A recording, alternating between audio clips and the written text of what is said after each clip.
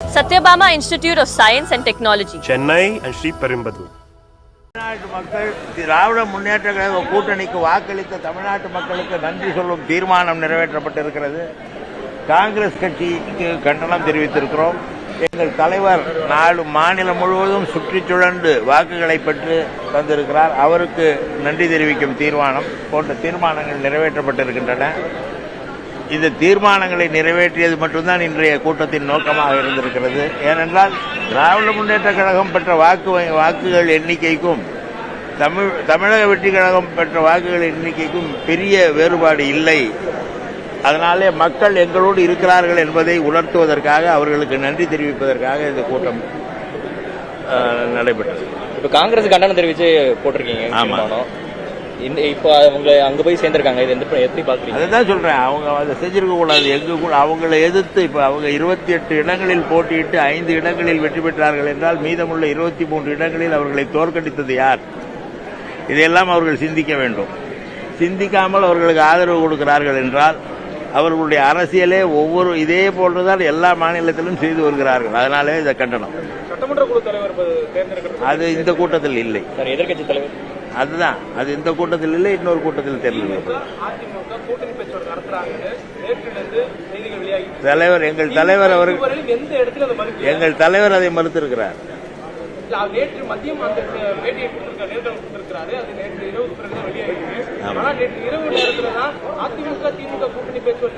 அவர் மறுத்திருக்கிறார். அவர் முடிவெடுப்பார். அப்படி அவர் ஒரு முடிவை எடுத்தால் அதை திராவிட முன்னேற்ற கழகம் ஏற்றுக்கொள்ளும். ஆனால் அந்த முடிவு இதுவரை எடுக்கப்படவில்லை. இதுவரை அந்த முடிவு எடுக்கவில்லை. தலைவர் முடிவு எங்கள் முடிவு. தலைவர் நாங்க தடுக்கவே இல்லையே. நாங்க தடுக்கிறதுக்கு என்ன இருக்கு? எப்படி தடுப்போம்?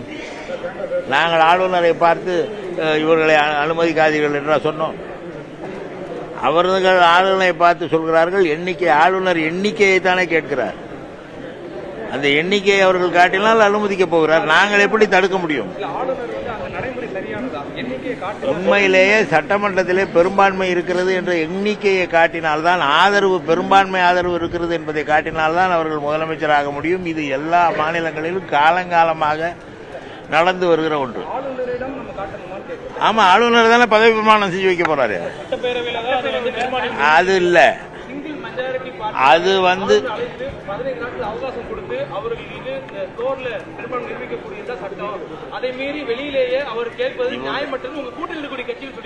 அப்படியெல்லாம் ஒண்ணும் கிடையாது. ஆளுநர் என்ன நினைக்கிறாருன்னு தெரியாது. ஆளுநர் இப்பொழுது அவர்களுக்கு எண்ணிக்கை பெரும்பான்மையை விட, அறுதி பெரும்பான்மையை விட குறைவாக இருக்கிறது என்ற நிலையில் அவர்களுக்கு பதவி பிரமாணம் செய்து வைத்து நாளையே சட்டமன்ற முதல் கூட்டத்தொடரிலேயே அந்த அரசாங்கம் கலையும் நிலை ஏற்பட்டால் அவர் என்ன செய்வார்? யார் பொறுப்பு? அவர் தானே பொறுப்பு. எனவே அவருடைய முடிவு ஏதோ, அதை நாங்கள் ஏற்றுக்கொள்கிறோம். அதில் நாங்கள் தலையிடவில்லை. பலமுறை இதே மாதிரி பாஜக செய்திருக்காங்க. இதுக்கு முன்னாடி கோவாவுல, மகாராஷ்டிராவுல, கர்நாடகாவுல இதை பாஜக கிட்ட சொல்லி பாஜகவால் நியமிக்கப்பட்ட ஆளுநரிடம் சொல்லுங்கள். அது அடுத்து தேர்ந்தெடுப்போம். சட்டமன்ற தேதி அறிவிக்கப்படுவதற்கு முன்னாலே தலைவர் தேர்ந்தெடுக்கும். ஆதரவு கேட்டு உங்க கூட்டணி கட்சிகளை அணுகிட்டு இருக்காங்க.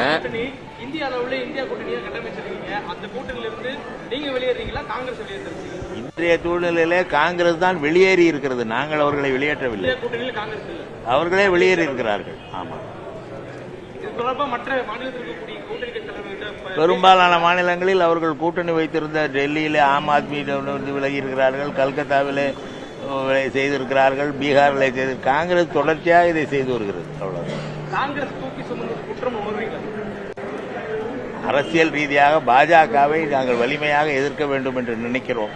பாஜகவிற்கு எதிரான சிந்தனை உள்ள கட்சிகள் எங்களோடு இருந்தால் அது வலிமை பெறும் என்று கருதுகிறோம். அந்த அடிப்படையிலே காங்கிரஸை வைத்திருந்தோம். காங்கிரஸ் இதுபோல் செய்தால் அவர்களை நாங்கள் வைத்துக் கொள்ள முடியும். கொள்கை அளவிலே காங்கிரஸ் வேறு, பாஜக வேறு. பாஜக என்பது மதவாத கட்சி.